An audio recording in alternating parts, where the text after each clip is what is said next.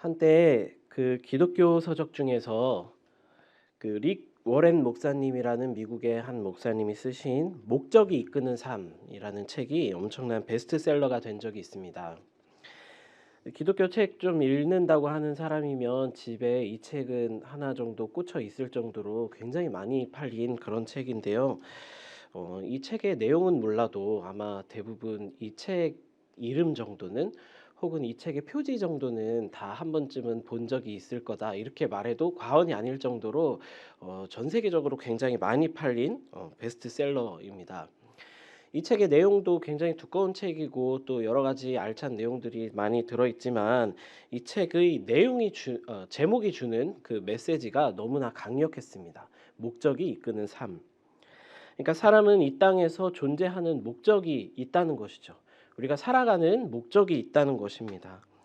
예를 들면 이 마이크는 어떤 목적이 있나요? 존재 목적이 있을까요?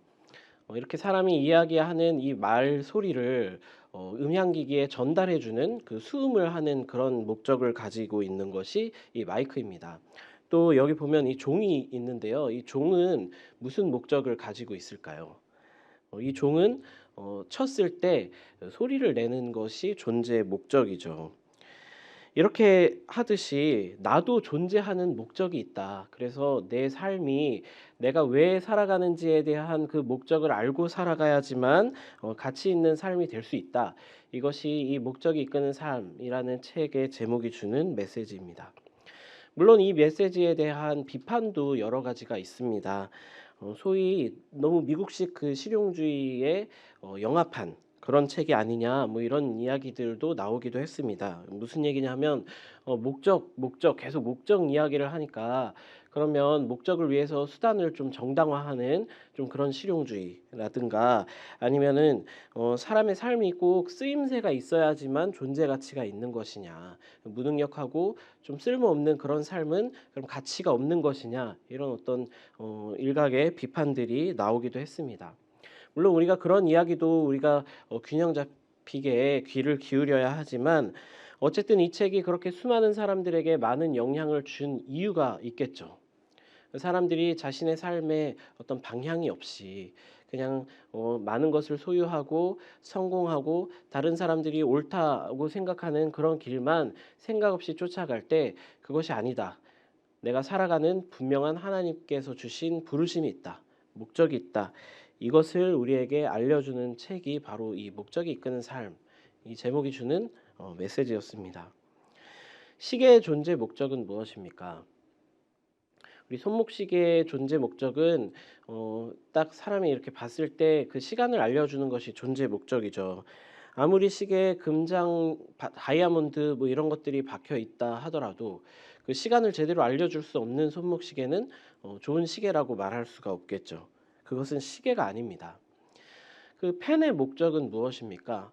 펜의 목적은 무언가 쓰고 싶을 때 글씨를 잘 쓸 수 있는 것이 펜의 목적이죠. 아무리 비싼 명품 펜도 쓰기에 불편하거나 혹은 써지지가 않는다면 그것을 펜이라고 부를 수가 있겠습니까? 또 정말 고급스러운 명품 가방도 이렇게 들고 다니기가 너무 멋져도 어 이 안에 무언가 물건을 넣어 놓고 들고 다닐 수가 없어서 가방은 가방대로 들고 다니고 또 물건은 다른 곳에 또 담아서 들고 다녀야 한다면 그 가방이 결코 좋은 가방일 수가 없겠죠. 물론 제가 잘 모르는 이 명품 세계만의 무슨 어떤 비밀이 또 있을지도 모르지만 아무튼 우리는 아무리 화려하고 명품 같은 삶을 살아도 우리의 삶이 정말 그렇게 명품 같아도 금장에 다이아몬드가 박힌 삶을 살아도 우리의 목적이 무엇인지를 잃어버렸다면 우리의 삶이 정말 제대로 가고 있는가에 대해서 생각해 볼 필요가 있다는 것입니다. 그렇다면 교회의 목적은 무엇입니까? 교회의 존재 목적은 무엇일까요? 그 고민을 우리 나름대로 정리해 놓은 대답이 바로 높은 뜻입니다. 하나님의 뜻. 주기도문의 기도처럼 하나님의 뜻이 하늘에서와 같이 이 땅에서도 이루어지게 해달라는 그런 우리의 기도와 우리의 바람을 담아서 만든 것이 바로 하나님 나라 높은 뜻이죠. 예수님께서 직접 그 하나님 나라 백성의 정체성과 그 하나님 나라 백성의 부르심에 대해서 우리에게 직접 말씀하신 내용이 바로 산상수훈입니다. 그 산상수훈에 보면 예수님께서는 이 하나님 나라의 백성들의 정체성과 소명에 대해서 두 가지로 비유해서 말씀하십니다. 바로 그 두 가지가 소금 그리고 빛입니다. 소금의 목적은 무엇입니까? 소금의 존재 목적은 짜게 하는 것이죠. 빛의 존재 목적은 무엇입니까? 무엇인가를 비추는 것이죠. 예수님께서 우리를 소금과 빛이라고 하신 이유가 무엇일까요? 소금과 빛은 그 존재의 목적이 아주 명확해요. 무엇인가를 짜게 하는 것, 무엇인가를 비추는 것. 그 존재의 목적을 잃어버리면, 무엇인가를 짜게 할 수 없으면, 무엇인가를 비출 수 없으면 그것은 소금이 아니고 빛이 아닌 것이죠. 또 소금은 소금을 위해서 존재하지 않습니다. 여러분 혹시 오늘 그 아침 식사를 하셨을 텐데요. 아침 식사로 혹시 소금을 드신 분 계신가요? 아마 없으시겠죠. 이따가 점심 식사를 하시겠지만 오늘 점심 메뉴 뭘로 할까? 오늘은 소금 먹자. 이렇게 하시는 분은 아무도 없을 것입니다. 소금이 굉장히 맛있고 중요한 음식이라는 걸 알지만 아무리 맛이 있어도 그것을 우리의 식사 메뉴로 삼는 분은 아무도 없을 거예요. 소금은 다른 음식들의 맛을 내기 위해서 존재하는 것이지 그 자체로 누군가 이렇게 먹을 수 있는 음식이 되지 못합니다. 빛도 마찬가지죠. 우리가 집에 딱 들어가면 전등을 먼저 딱 켜잖아요. 그리고 전등을 한참 동안 이렇게 바라보고 계시는 분 혹시 있으신가요? 없으시겠죠. 대부분의 경우 전등을 켜놓고 전등을 한번 쳐다보지도 않는 경우가 대부분일 것입니다. 전등을 켜는 이유는 무엇인가요? 그 전등을 너무 예쁘니까 이렇게 바라보고 있기 위해서 켜놓는 것이 아니죠. 전등은 방 안의 다른 물건들을 우리가 잘 보기 위해서 켜는 것이 바로 전등입니다. 소금이 소금을 위해서 존재하지 않고 빛이 자신을 위해서 존재하지 않듯이 교회는 교회를 위해서 존재하는 것이 아닙니다. 나도 나만을 위해서 이 땅에 살고 있는 것이 아닙니다. 소금과 빛은 자신을 위해서 존재하는 것이 아니라 어떤 대상이 있어야 그 필요 가치가 있는 것이죠. 그게 바로 소금과 빛으로 말씀하시는 오늘 예수님의 가르침입니다. 그렇다면 그 대상은 무엇입니까? 그 대상에 대해서도 오늘 예수님께서 본문에 친절하게 말씀해주고 계시죠. 오늘 말씀을 다시 읽어보면 우리를 어떤 소금, 어떤 빛이라고 말씀하고 계신가요? 바로 하나님의 소금이라고 기록되어 있나요? 혹은 교회의 빛이다 이렇게 기록되어 있나요? 아니면 가족의 소금이다 이렇게 기록되어 있나요? 아니죠. 세상의 소금, 세상의 빛이다 이렇게 이야기하고 있습니다. 몇 번 들어보셨겠지만 가끔 담임 목사님이나 다른 목사님들의 그 설교 속에 선교적 교회라는 표현들이 나오죠. 그 선교적 교회라는 말이 조금 어렵게 느껴질 수 있지만 오늘 이 예수님식의 표현으로 말하면 이런 것 같습니다. 소금이 소금을 위해서 존재하지 않고 빛이 빛을 위해서 존재하지 않듯이 우리는 교회를 위한 교회가 아니다. 바로 세상을 위한 교회다. 이것이 바로 선교적 교회라는 말의 의미입니다. 그래서 높은 뜻 정신을 말씀하신 이 김동호 목사님께서는 교회를 이야기를 할 때 교회는 교회를 위한 교회가 아니라 세상을 위한 교회다 이렇게 종종 말씀을 하시죠. 사실 이것은 예수님의 말씀입니다. 그리고 또 교회뿐만 아니라 모든 성도들을 교회의 왕 같은 제사장으로 키워야 한다. 이것이 우리 높은 뜻 정신에 기록되어 있죠. 이것이 바로 높은 뜻 정신일 뿐만 아니라 예수님의 가르침이고 바로 하나님의 뜻입니다. 오늘 높은 뜻 정신에 대해서 세 번째로 함께 나누고 있는데요. 계속해서 말씀드리지만 높은 뜻은 하나님의 뜻입니다. 하나님의 뜻이 하늘에서와 같이 이 땅 가운데 이루어지게 하는 것, 그래서 하나님의 나라가 이 땅 가운데 임하는 것, 그것이 바로 높은 뜻 정신입니다. 그것이 하나님이 주인 되시는 교회지요. 그러기 위해서 우리는 첫 번째 시간에 예배해야 한다는 말씀을 나누었습니다. 예배의 본질은 듣는 것이다. 먼저 엎드려서 듣는 것이다. 우리가 하나님을 주체적으로 예배하는 것이 아니라 하나님께서 우리에게 부르시고 들려주시기 때문에 우리는 예배할 수 있다. 이런 이야기를 하면서 우리가 주인이 아니라, 내 삶의 교회의 주인이 아니라 하나님이 주인이시라는 것을 먼저 고백하는 것부터 하나님의 뜻이 이 땅 가운데 이루어지는 것이 시작되죠. 예배하지 않으면 우리는 너무 쉽게 내 뜻이나 내 신념, 내 경험, 내 방법이 하나님의 뜻으로 둔갑되기 때문입니다. 두 번째 시간에는 우리가 하나님 나라를 품은 공동체가 되어야 한다는 이야기를 함께 나누었습니다. 높은 산들이 낮아지고 골짜기가 메워지는 그 하나님 나라가 먼저 이 공동체 가운데 이루어져야 한다. 그 희년이 우리 가운데 먼저 이루어져야 한다. 그래서 민주적인 공동체, 빈부와 지위의 격차가 없는 그런 공동체, 그런 교회가 될 때 세상이 이 교회를 보고 하나님의 나라를 경험하고 하나님의 나라를 볼 수 있다. 이렇게 이야기를 했습니다. 그런데 그런 하나님의 나라, 하나님의 교회는 이 교회 공동체의 울타리 안에서만 이루어지면 절대로 안 됩니다. 이 울타리 밖을 넘어가야죠. 하나님의 나라가 이 교회에서뿐만이 아니라 이 땅 가운데에도 이루어지게 하는 것이, 그것이 바로 높은 뜻의 세 번째 이야기입니다. 그러기 위해서 우리는 세상에서도 높은 산이 낮아지고 골짜기가 메워지는 그런 세상을 꿈꾸며 세상을 품고 나아가야 합니다. 세상의 높은 산을 향해서 예언자적인 목소리를 내고 견제하고 비판하는 그런 역할을 감당해야 하고, 또 세상의 골짜기를 보면 함께 아파하고 함께 품고 눈물을 흘려야 하는 것이 교회의 부르심이고 교회의 존재의 목적이죠. 하지만 언젠가부터 이 교회가, 또 크리스찬들이 높은 산이 낮아지고 골짜기가 메어지는 삶을 꿈꾸고 그것을 위해서 살아가는 것이 아니라 오히려 높은 산에 편승하고 높은 산이 되기 위하여서 몸부림치면서 교회가 세상에서 높은 산이 되어버리고 크리스찬들이 세상에서 높은 산이 되어버렸습니다. 너무 높은 산들이 되어버렸죠. 세상을 위해서 존재해야 하는 교회와 크리스천들이 자신들이 그냥 너무 높은 산이 되어버렸습니다. 교회는 계속해서 누군가를 섬겨야 합니다. 누군가를 부양해야 합니다. 우리 교회의 이름처럼 교회는 섬기는데 그 존재의 목적이 있습니다. 11조 정신과 희년 정신을 회복해야 합니다. 먼저 교회 안에 있는 사람들을 부양해야 하죠.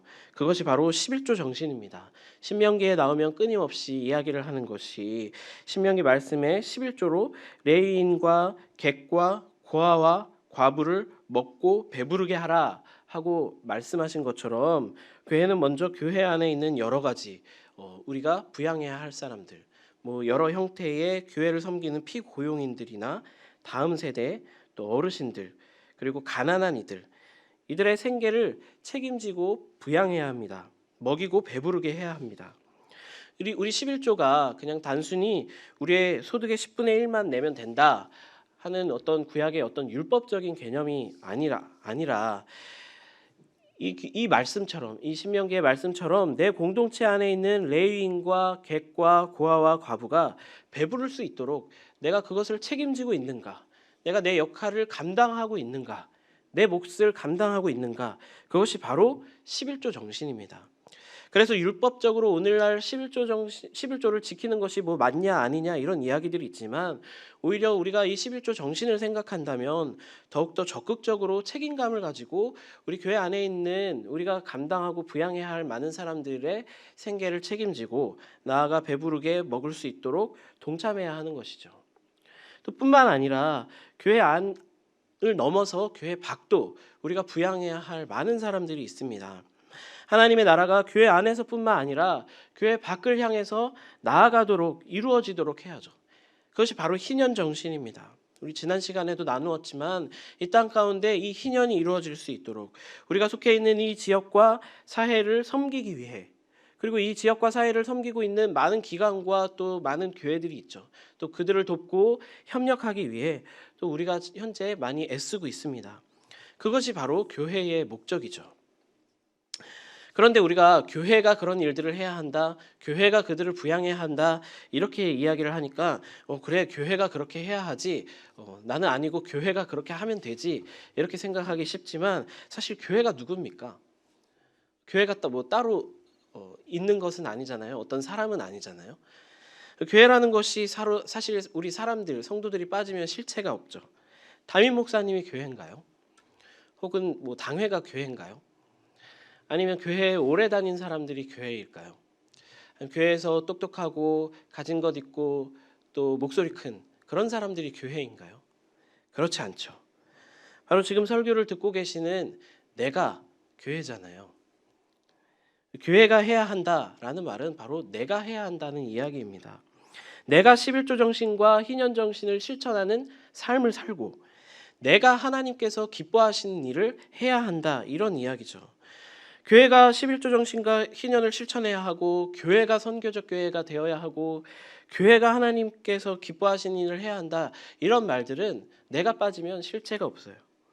내가 11조 정신과 희년 정신을 실천하지 않으면, 내가 선교적 삶을 살지 않으면, 내가 하나님께서 기뻐하시는 일을 하지 않으면 교회가 그렇게 해야 한다는 말은 허상에 불과합니다. 하나님이 물으시는 건 내가 지금 그렇게 살고 있는가, 이것에 관심이 있으시죠. 특히 지금 이 코로나19 상황을 맞이하여서 우리가 점점 감당해야 할 일들이 많이 있습니다. 함께 모이지 못하는 상황에서 사실 이 예배의 자리를 가장 지키기 어려우신 분들이 누굴까요? 이 다음 세대 아이들과 어르신들이죠. 다음 세대를 위하여서 우리가 온라인 예배 환경을 구축하고 또 그들이 예배할 수 있는 그런 재정적인 지원을 하는 것도 많은 재정이 지금 필요한 상황이고요. 또 어르신들을 섬기고 돌보는 일들도 이 코로나 상황이 길어지면서 더 많은 사람들의 관심과 또 노력과 도움이 필요한 상황입니다.